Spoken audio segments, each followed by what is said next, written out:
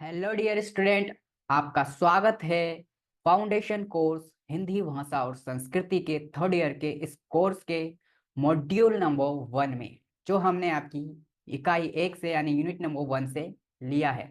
इस module number 1 में हम क्या सीखने वाले हैं? भवानी प्रसाद मिश्र के द्वारा लिखा गया चैप्टर है, या भवानी प्रसाद मिश्र का चैप्टर है सतपुड़ा के घने जंगल। इसके हम आईएमपी क्वेश्चंस को इस मॉड्यूल नंबर फर्स्ट में कवर करेंगे, क्योंकि आपका जो ये पेपर है इसमें ऑब्जेक्टिव प्रश्न के सिवा कुछ और नहीं आता है। तो हम ऑब्जेक्टिव प्रश्न कवर करने वाले हैं, जो आईएमपी हैं वो वाले। ठीक है, तो आप स्क्रीन पर यहाँ पर देख पा रहे होंगे आपके सामने वस्तुनिष्ठ प्रश्न है, यानी ऑब्जेक्टिव प्रश्न है। हिंदी मीडियम और इंग्लिश मीडियम दोनों का एक जैसा ही होता है ये सब्जेक्ट। ठीक है, तो यहाँ पर पहला यहाँ पर आपका वस्तुनिष्ठ प्रश्न जो है वो है, प्रस्तुत पाठ के रचनाकार श्री मिश्र का जन्म हुआ था। तो आपको बताना है कहाँ हुआ था। तो मध्य प्रदेश के होशंगाबाद के मलव अंचल में हुआ था। तो सा वाला इसका सही है। मैं सारे ऑप्शन यहाँ पे नहीं पढ़ूंगा, केवल सही वाले ऑप्शन पढ़ूंगा। ठीक है, क्योंकि समय की हमारे पास पाबंदी है। इसके बाद प्रश्न नंबर दूसरा, कवि आधुनिक काल के किस युग का प्रतिनिधित्व कवि हैं? तो बताइए, ये हैं आपके छाया बाद उत्तर काल के। ठीक है, तो ये छाया बाद उत्तर काल के जो हैं वो कवि हैं। ठीक है, मिश्र जी। इसके बाद है, वे अपने पूर्व के किन किन रचनाकारों से प्रभावित रहे? बताइए। तो वो सभी से प्रभावित रहे हैं, चाहे वो कविवर रविंद्र हो, चाहे फिर वो भक्ति काल के कोई संत हो, चाहे कालिदास या वाल्मीकि, सभी से प्रभावित रहे हैं। दा वाला इसका सही हो जाएगा। इसके बाद, मिश्र जी जिस विषय को उठाते थे पुनः उन्हें कैसा बना देते थे?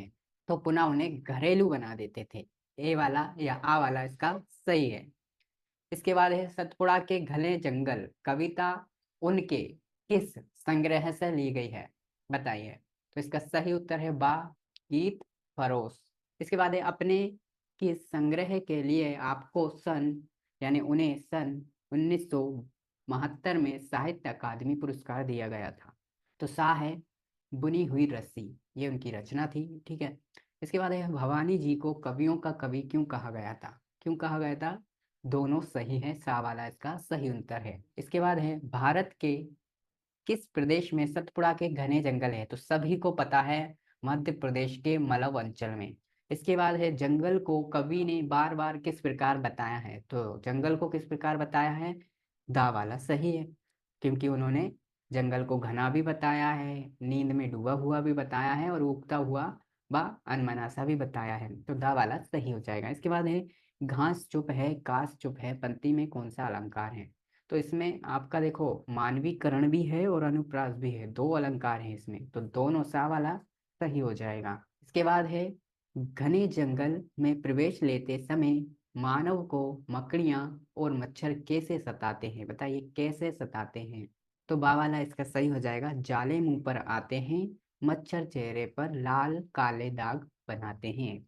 बा वाला सही है। इसके बाद है, कंप से कनकने पंक्ति में कौन सा अलंकार है? तो सीधा नजर आ रहा है सा वाला अनुप्रास अलंकार। इसके बाद है, गौड़ जाति के लोग सघन वन में कैसे रहते हैं? तो बावाला सही हो जाएगा, फूस की झोपड़ी बनाकर। इसके बाद है, गौड़ जाति ढोल बजाकर सामूहिक गीत किस उत्सव पर गाते हैं? तो इसका सही आंसर हो जाएगा सा, होली के उत्सव पर। इसके बाद है, क्षितिज का क्या अर्थ है? तो क्षितिज का जो अर्थ है वो है आ वाला, जहां धरती आसमान मिलते हैं। इसके बाद है, सतपुड़ा के दुर्गम जंगल को कवि ने मौत का घर नहीं कहा है, क्यों? तो इसका सही आंसर उपयुक्त सभी है, क्योंकि इसकी बहुत महत्ता है। इसमें कई नदियां और झरने नाले निकलते हैं। इसमें असंख्य पशु पक्षी वृक्ष पुष्प नवपत्र समाहित हैं। तो सब हो जाएगा उपयुक्त, सभी वाला सही हो जाएगा। इसके बाद है, पूत पावन पूर्ण रसमय में कौन सा अलंकार है? तो सीधा समझ में आ रहा है, इसमें भी अनुप्रास अलंकार है। ठीक है, तो ये थे आपके कुछ जो है मॉड्यूल नंबर फर्स्ट में जो आईएमपी क्वेश्चन हमने दिए हैं, इनमें से ही जो है आपके परीक्षा में आने वाले हैं। इनके बाहर आपके परीक्षा में कुछ भी नहीं आएगा। और भी हमने बहुत सारे कोर्सेज लॉन्च किए हैं, उनमें भी हमने केवल आईएमपी की ही बात की है। हम ऐसे कोई भी क्वेश्चन की बात नहीं करेंगे जो परीक्षा में नहीं आएंगे। ठीक है, आप इसके आगे के मॉड्यूल जरूर देखें। ये मॉड्यूल नंबर 1 था। ठीक है, चैप्टर वाइज सारे मॉड्यूल आएंगे, उनको जरूर देखिए। बाकी इस मॉड्यूल को देखने के लिए आपका थैंक यू।